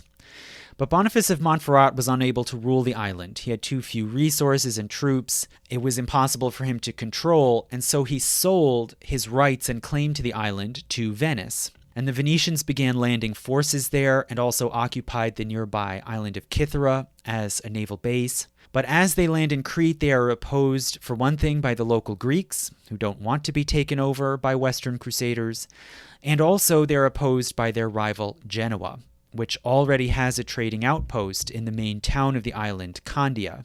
So the two cities fight back and forth for several years, with the Venetians in the western end of the island and the Genoese controlling the east. But eventually the Venetians were able to win out by 1211, and they control Crete for centuries afterwards. Now, the other really big year in Venice's colonization of the East is 1207. So in that year, the Venetians, for one thing, obtained title to a small port town called Modone in the southwestern corner of Greece. And in later years, they fortify it and make it into a haven and safe way station on the route from the Adriatic to the eastern Mediterranean. Also in the same year of 1207, Venetian crusaders, acting of their own accord as sort of freebooters, land and conquer the island of Naxos, right in the middle of the Aegean, and then proceed to also conquer most of the chain of smaller islands around Naxos called the Cyclades. And they consolidate these into the so-called Duchy of the Archipelago, which in turn becomes a vassal state, paying nominal fealty to the Latin Empire and Constantinople, but really effectively run and colonized by Venice, and the Venetians were able to maintain control of this Duchy of the Islands, even after the Byzantines recaptured Constantinople. Also in the same year of 1207, the Venetians gained formal title to the island of Corfu. This is the northernmost of the Ionian Islands, which run along the western coast of Greece. And Corfu is the northernmost, basically up in the northwest corner of Greece, close to the Straits of Otranto. So it's potentially strategically valuable to Venice. And the Venetians land there and expel Genoese privateers who are occupying the island. The Doge grants the island as a fiefdom to a group of 10 Venetian nobles. But it's unclear how much effort these Venetians actually put into trying to colonize the island, and they don't hold it for very long. And after 1214, Corfu is repeatedly seized and claimed by a whole range of different powers: France, Sicily, Albania, Naples, on like a sort of political military merry-go-round, while the affairs in the island are mostly run by a local Grand Council. And in the 1300s, many Roma migrants settle there in Corfu. A fiefdom is set up in 1360 called the Feudum Acinganorum, which mainly comprises Romani peasants. And all the while, the island is still continuing to be attacked and raided by different powers and by pirates, until finally in 1386, the Council of Corfu sent ambassadors to Venice and asked them for protection. And they offered to become a sort of vassal state under the suzerainty of the Venetian Republic. Venice accepted this proposal and sent troops and magistrates and began building fortifications on the island.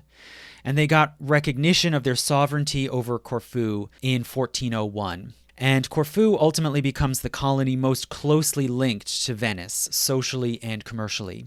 Also, somewhat later, the Republic gained power in Euboea, which is a large, long, narrow island also in the middle of the Aegean, which runs alongside the mainland of Attica, basically the central part of Greece where Athens is located. And Euboea at one point comes very close to the mainland, just north of Athens, and the main town, Chalcis, is located on a narrow strait, which is actually close enough to build a bridge over, and at different times in history has actually had a bridge. And hence it can be strategically useful. And in the early 1200s, Euboea was occupied by Lombard crusaders. But much like Montferrat with Crete, the Lombards lacked the men and resources to really colonize and control the island. And so the Venetians, through money, naval power, they gain influence over the island. They take control of trade. They build an outpost in the main town of Chalcis. And they gradually take over governance and are finally recognized as sovereign over Euboea in 1390. But this island, although it's large and it can be strategically useful, it was relatively remote, and it was never colonized very extensively by Venice. It was neglected as compared to the other colonies. Also, just shortly after that, in Albania and Montenegro, the Venetians gain further footholds. In 1392, Venice begins to conquer and colonize outposts along the lower coast of the Adriatic, between Dalmatia and Corfu. And initially, they're trying to stop piracy and the preying on shipping through the Straits of Otranto. And they take over towns and villages in Albania, and also further north the town of Kotor in what is now known as Montenegro. And in fact, the country Montenegro gets its name from the Venetian. It's the Venetian phrase for Black Mountain. So altogether, by 1400, these Venetian colonies formed an almost continuous and coherent chain from west to east, from Dalmatia to Montenegro to Corfu and the Ionian Islands to Crete. And this string of colonies could support and protect shipping almost all the way from Venice to Constantinople and the Levant. And it was a seafaring colonial power such as had not been seen at least since the time of Carthage. Now, some of these were treated as just, fortified strategic outposts, and they didn't necessarily attract many Venetian settlers. But the ones that did were mainly Corfu, the Cyclades Islands, and Crete. And the pattern here was that early adventurers would seize land estates, and they would form a small Venetian Catholic landowning class. Then more colonists would come and establish a civil administration in the towns, new trading outposts in villages, and Roman Catholic churches and dioceses. And in these colonies, most of the population remained Greek Orthodox. There was not, early on, much effort to convert the Christian locals. The Eastern Church was generally tolerated. But over time, as animosity grew and the split deepened between the Eastern and Western churches, this changed. And the Venetians placed increasing restrictions on Eastern Orthodox people and increasing pressure to convert to Catholicism. And this created more tensions, contributing to many revolts and rebellions against Venice. Now, out of these colonies, the biggest and the most important, by a wide margin, was Crete. So the Venetians set up a government in Crete under a civil governor who was called the Duke of Candia. And the island was divided up into 6 districts, or sestieri, which were named after the 6 sestieri in Venice. So already from early on, Venice is seeing Crete as a sort of canvas on which to project a sort of version of themselves, of Venice in the East. And between 1212 and 1252, the Republic formally sponsored 4 organized waves of migration to colonize the island, including nobles who could become feudal landholders in Crete, and burghers to settle in the towns and run the administration.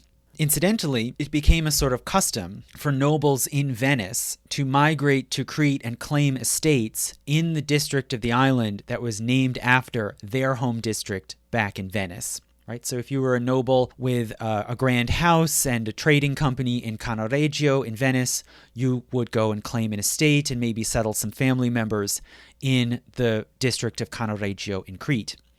The island became a major center of the slave trade from the Balkans and the Black Sea. It also exported grain, wine, lumber, and cheese to Western Europe, and enjoyed a certain degree of prosperity through these trading connections to the West. But there also was continuing resentment among the Greek population, and between the mid-1200s and the mid-1300s, there was a series of 4 large uprisings against Venice, most of them led by prominent Greeks from the local elite. And these culminated with the so-called Revolt of St. Titus in 1363.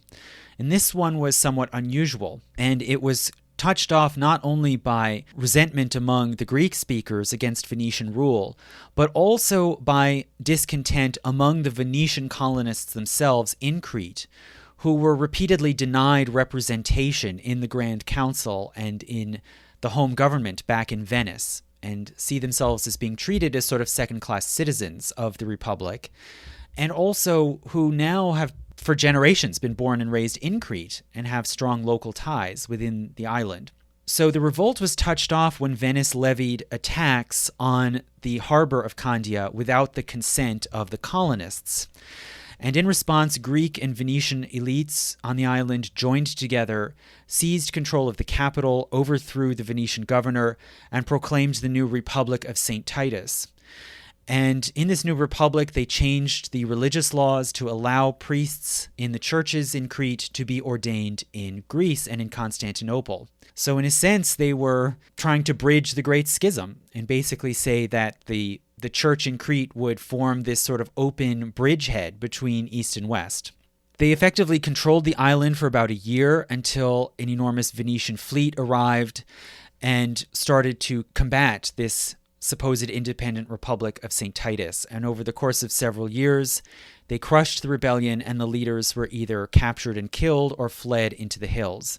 And it's a very interesting incident, for one thing, because it was probably the biggest challenge to Venetian power within the empire And it was led in part by Italian Catholics themselves who wanted full inclusion and representation in the Republic and were upset at being denied. And I think in this way you can see it as a really interesting forerunner to later colonial revolts like the American Revolution, where, again, initially the American colonists wanted full equal status within the empire, and they only declared independence and set up their own republic when they were denied that.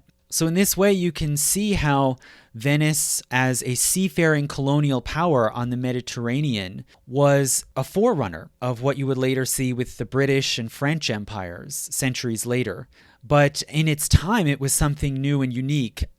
But the defeat of this revolt of St. Titus in Crete really established Venice as by far the premier colonial and naval power on the Mediterranean Sea.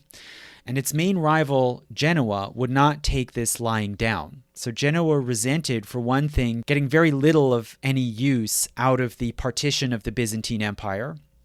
And they were terrified by Venice overtaking them and getting all of these colonies instead. And they would not allow Venice to easily dominate the Mediterranean without a fight. So Venice engaged in a series of 4 wars with Genoa over the course of the 1200s and 1300s. The first of these, the so-called War of St. Sabas, was fought between 1256 and 1270. It started with fights and skirmishes among different Italian communities in Acre, that outpost in the Holy Land.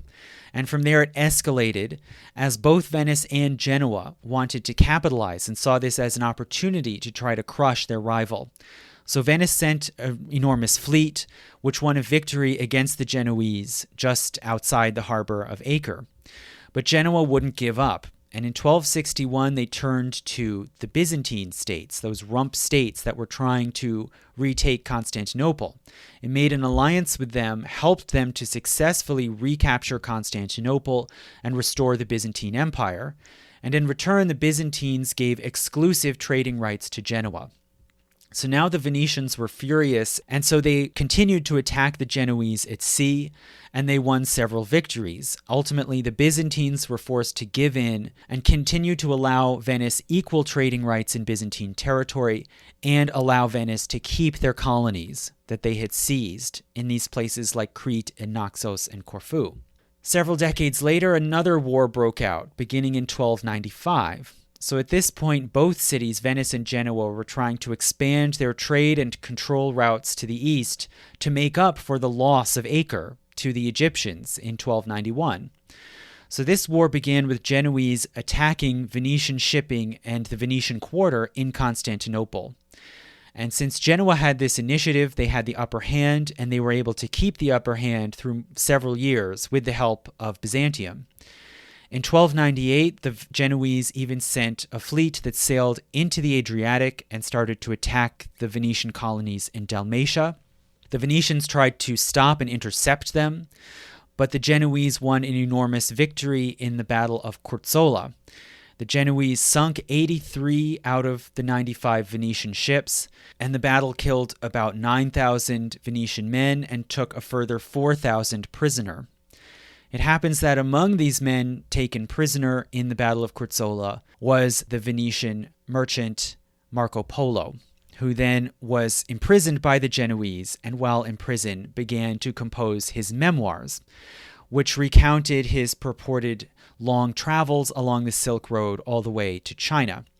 And, many historians today doubt whether this story was really entirely true, whether he really traveled all the way to China. Some think he did, some did not. But either way, the great knowledge and information that he put into this memoir while in prison shows the tremendous reach of the Venetian trading network and how much Venice was arguably the great hub of the entire Eastern Hemisphere. But after this defeat at Curzola, regardless of Marco Polo, Venice frantically built up new galleys in order to reconstitute a new fleet and defend their home city from the danger of a Genoese attack. And ultimately they succeeded, were able to hold the line, call a truce with Genoa, and negotiate reasonable peace terms by which they still maintained their trading rights in the east and their territories. Now, regardless, this brief moment of threat after the destruction of the fleet at Corzola and this moment of vulnerability to Genoa, it demonstrated vividly the need for fast, efficient production of ships. And so in 1320, the Republic built a massive new arsenal, simply called the Arsenale Nuovo, as a site of production and a symbol of Venice's supreme naval power. This new arsenal was built around a large artificial harbor with a total area of 110 acres, or about 15% of the entire land area of Venice, and it was surrounded by a 2-mile-long fortified rampart. The new arsenal was organized as an assembly line, with skilled workers fabricating and finishing each different part of the vessel, starting from the frame. And at its height in the early 1500s, the Arsenale Nuovo would become the largest industrial complex in Europe before the age of steam, employing about 16,000 workers, and the arsenal was capable of producing about 1 ship per day. So Venice was now a sort of naval superpower, like really the world had never seen before, and it was able to hang on to this rapidly expanding empire and trade network. But this empire also created new political problems at home, as it created new rising elite classes and clans, and new contention for control over policy, offices, and territories. So this fueled then an age of governmental reform and the articulation of a complex new republican system. So as of 1100, the government was staffed with various executive and military organs and legal courts, but it was still a fairly small operation in proportion to the size of the empire. And it was ultimately managed by the Doge and a small group of counselors and advisors in the Doge's palace. The concio or orengo, this older popular gathering, was now mainly just a formality, which was gathered to rubber stamp and approve slates of laws and to elect new doges. Later, by 1141, it seems affairs were increasingly managed by a larger unofficial Concilium Sapientium, or so-called Council of Wise Men, which comprised representatives from powerful noble families. And some of these were from new rising noble families who had grown more wealthy and wanted a voice in government, and who had varying degrees of public support from the commoners. So if you were, say, a wealthy family in Dorsoduro, you might have a lot of clients, and they might support you as representing the interests of that neighborhood or that parish. So in the 1170s, this new arrangement with this larger council, it seems, was formalized because of a political military crisis. So as I mentioned before, in 1171, there were riots in Constantinople and violent attacks on the Venetian quarter in that city.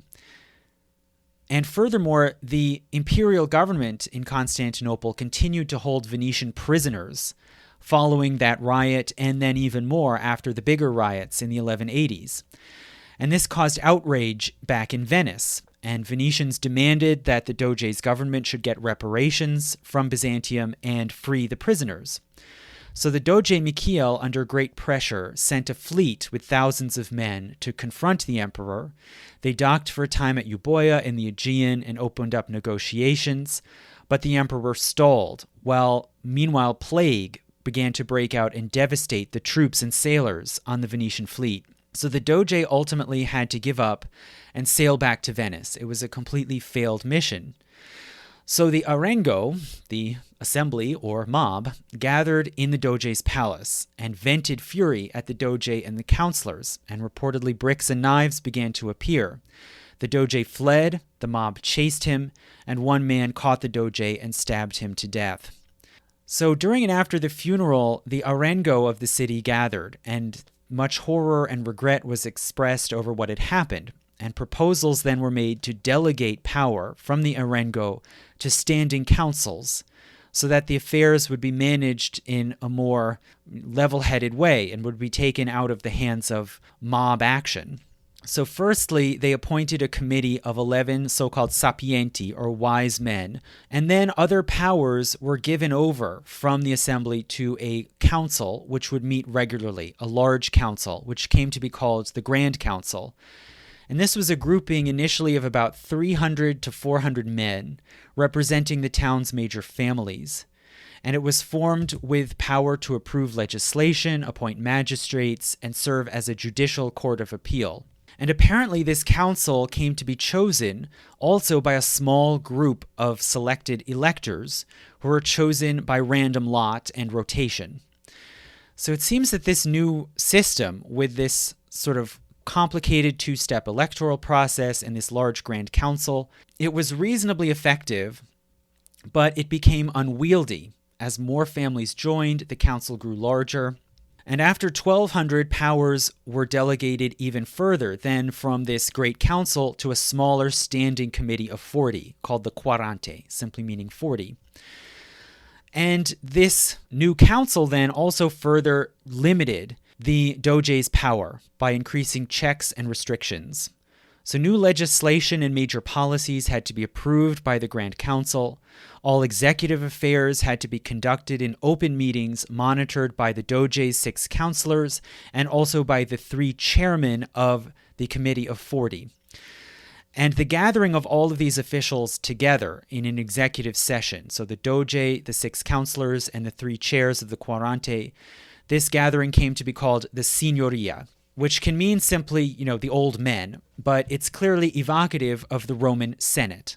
And by this time, it seems Venice really saw itself as a kind of revival of the Roman Republic.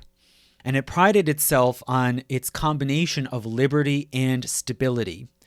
And this balancing of liberty, participatory government with stability was seen also as depending upon the careful suppression of corruption and the safeguarding of public governance against private interests, say against the ambitions of private patrician families who want to enrich themselves or accumulate political power.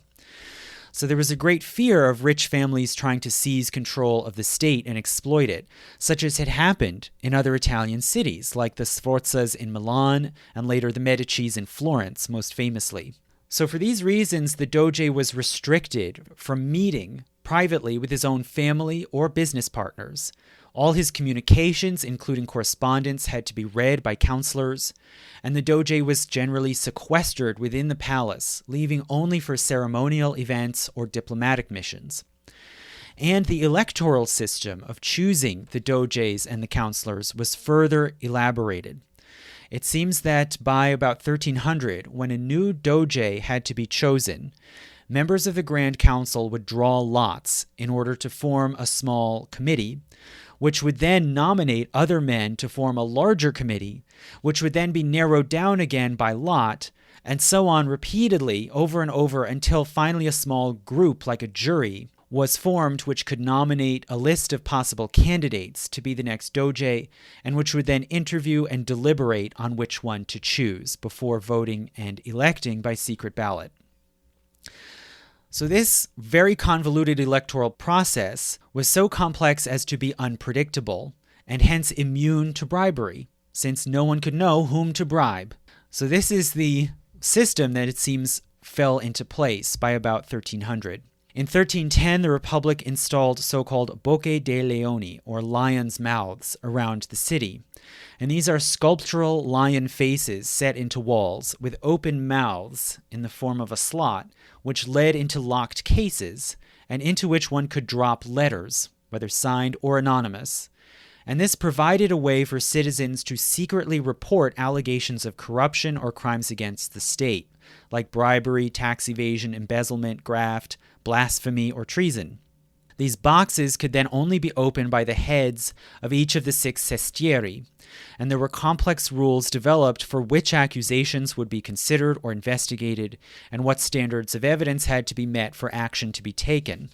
And altogether, this whole system of sequestration of the Doge, open meetings, the complex electoral system, and the system of informants through the Bocche dei Leoni, it seems that this system basically worked, and no major family came to dominate the trade or politics of Venice, all the way through the Middle Ages and the Renaissance until the extinction of the Republic, something that no other European republic could say.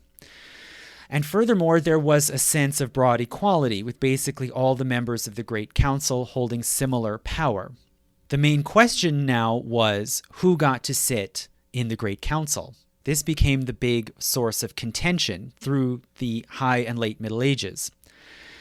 So when the council was formed, it seems that any family that was prominent or long-standing enough in the city to be called noble, and this was not yet a strictly codified category, right? Being noble or patrician, it just meant high status, respected in the city. Any family that could be called noble got to have their head of the family sit in the council. Now, this raised some problems. For one thing, what about newly rising families, those who were becoming newly wealthy through trade, or prominent through the church or the arts, or through the colonial enterprises? And specifically those who had settled in the colonies to the east. Some of these were Venetian citizens from long-standing families, but they were far away and their customs and language had become foreign. Some of them really spoke Greek more than Venetian. And then also, what about those who were not wealthy or powerful, but whose ancestors had been members of the council? Their father or grandfather or uncles, should they be considered for membership by right of ancestry? So by the mid-1200s, it seems the council was repeatedly dealing with this issue, and they occasionally allowed new people to be brought in and seated in the council, even sometimes if they were from commoner families, if they might be somehow useful in the future. But there was opposition from the old guard and the extreme upper class, and occasionally the council enacted rules to try to cap the size of the council and hence block out any new members. And this controversy intensified with the greater prosperity and colonial power of Venice in the later 1200s, until it was brought to a head in 1291 with the fall of Acre. So when the Islamic Mamluks retake Acre, most of the Venetians in the quarter flee, and many wealthy and prominent families of Venetian heritage flee back to Venice, and they then want to be represented in the Grand Council. So this becomes the consuming controversy of the 1290s, and it leads in 1297 to the so-called Serrata del Consiglio, or closing of the council, which is not really what it sounds like. It was a series of reforms that, for one thing, called a moratorium on any new members of the council. It stipulated that all present members of the council could stay if and only if they are confirmed by at least 12 members of the Council of 40. So, that's a pretty low bar, and in effect it basically meant everyone currently on the council can stay. It removed any cap on the size of the council, but it stipulated that after 1297, new members could join the council if they were proposed and sponsored by 3 existing members of the council, and then were approved by the Doge and the majority of the Council of 40. So this is a quite high bar, which made it very difficult for any new members to get in, but not impossible, right? It was a compromise. And several new commoners were soon admitted, as well as 12 Venetian citizens from Acre who had fled from the fall of Acre. So this was the compromise worked out. And under this system, after 1300, the council grew larger to about 1,100 members, comprising about 1% of the entire population of Venice. You could say in a way it's becoming just a recreation of the Arengo, right? But it's supposed to be limited to this kind of rarefied patrician class. And new restrictions were gradually introduced. For example, new members eventually had to be approved by supermajorities, more than just half of the Council of 40. And also new members had to be from families with ancestors who had served in offices of state in the Republic, like the Dogeship. So this was really the big new restriction. And around 1315, the council began to compile a book cataloging all of the families in Venice, the Lagoon, and in the colonies of Corfu and the Ionian Islands, which, as I said, were the most connected to Venice. All of the families in those jurisdictions that were eligible for seats in the council. And this book of families came to be called the Libro d'Oro, or Golden Book, and it effectively defined and closed the noble class of the Republic. But now also there was a further compromise. So even with this new sort of closing of the noble class and who is eligible to be in the council also extended extensive rights and protections to middle-class families who were not eligible to join. And these were called the cittadini, or citizenry. And it also extended certain basic rights and protections and was somewhat responsive to the broader populace, right, who could be represented by tribunes or could petition the council. And this populace was called the popolo. So you now had the aristocracy, the cittadini as sort of the middle tier, and the popolo as the broad base. And the arengo was finally formally abolished in 1423. So the republic is now decisively not democratic, but a sort of mixed hybrid quasi-aristocratic republic. And once again, the republic prided itself greatly on its relative liberty, with most citizens having certain basic rights and some voice in government. And while modern people today might reject the separation of society into three classes with different privileges by birth, at the time, in the medieval era, people saw this Venetian system as admirable in its balancing and harmonizing of the different classes of society. And again, Venice prided itself on combining extensive liberty with exceptional stability of government. The city was almost entirely free after 1300 of factional feuding and violence, as was so common in cities like Rome, Florence, and Milan, and hence it came to be called La Serenissima, the most serene. And in this same era, while the city was growing prosperous and powerful, and while its system of government was being reformed and articulated, there was also a campaign to transform the urban fabric to reflect this new confidence and grandeur. So you could say this great beautification and monumentalization of the city started in 1171, when the city hosted a series of negotiations between the Pope and the Holy Roman Emperor. In anticipation of this coming summit and these great dignitaries coming into Venice, the piazza in front of the Basilica of San Marco was paved, so it was now a stone-paved piazza, and also the narrower piazzetta in front of the Doge's palace, connecting the piazza to the embankment on the lagoon. So this, great scenic central spot, which you still see today. And the city erected two monumental columns, much like a Roman forum, and a sculpture of a winged lion of St. Mark was placed on top of one as sort of the great symbol of the Republic. In the mid-1200s, many new convents, monasteries, and friaries were built, including on outlying islands around the city. And these housed orders like the Franciscans, who brought in many members from Northern Europe. They were very international. And these religious orders helped then to bring in the new French Gothic style into Venice. And it was intercombined with familiar Byzantine and Islamic forms, leading to a sort of distinctive hybrid Venetian Gothic. And this Venetian Gothic moves into the central part of the city, especially after 1300. Also, beginning in the 1200s, there was renewed effort to clear space and to maintain safety and sanitation by moving heavy industries out of the main part of the city to the outlying islands. For example, in 1291, all of the glassmakers in the city and their forges and workshops presented a great fire risk. These glassmakers were ordered to move out to Murano. And Murano became the major glassmaking center of Europe for several hundred years. Still today, you can still see the glass-blowing workshops in Murano. After 1300, new civic buildings were built around the Piazza San Marco. The famous campanile was begun, so this replaced just a simple small bell tower for ships.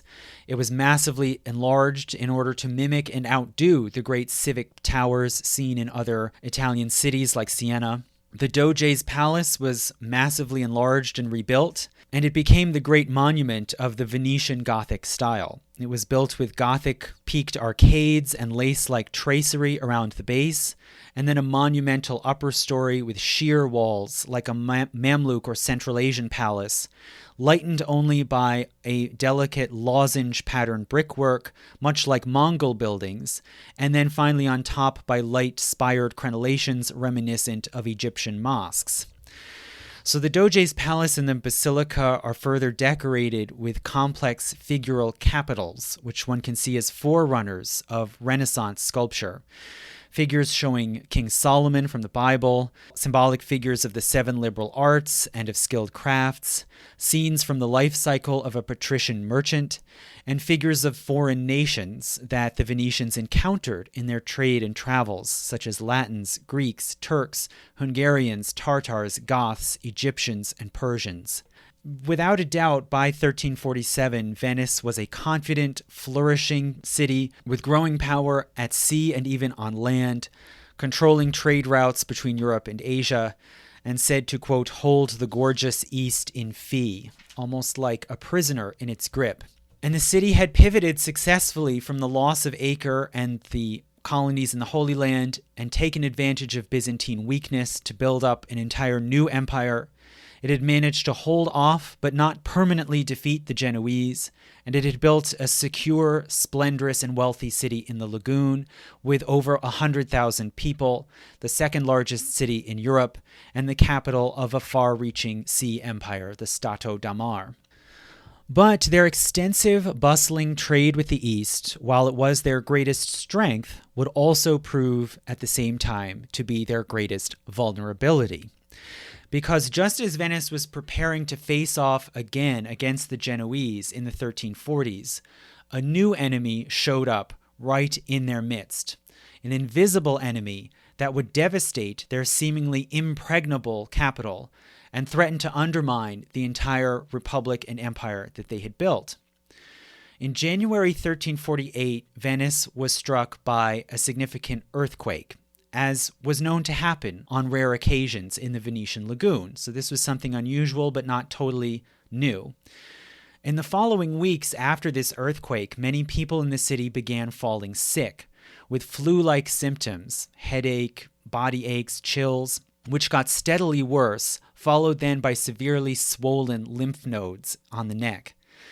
Many people thought that perhaps these illnesses were somehow the result of the earthquake, that it had unleashed some sort of noxious humors or vapors, or perhaps that both the earthquake and this disease were manifestations of some sort of judgment of God. They did not know what we now can surmise must have happened, which is that sometime in the winter of 1347 to 48, a ship from somewhere in the east, perhaps Constantinople or Greece, had docked at a quay in Venice. Not only human beings and cargo had disembarked, but also rats. Rats with fleas carrying a bacterium we call Yersinia pestis. And since Venice was a dense, crowded city, packed with alleyways and sewers, it had plenty of rats, who quickly picked up and spread these fleas and the bacteria along with them. And within a year, Venice was invaded and devastated in a way that it had not seen in centuries. And this outbreak would be the first of a series of crises that Venice would have to somehow weather and survive and recover from in the 13 and 1400s. So this was a sort of battery of new attacks and dangers that hit the city just as it had seemed to be entering into its prime. And indeed, Venice would have a difficult and tumultuous golden age before then entering eventually into a long and extravagant decline. But that is what we hopefully will discuss next time in part 2.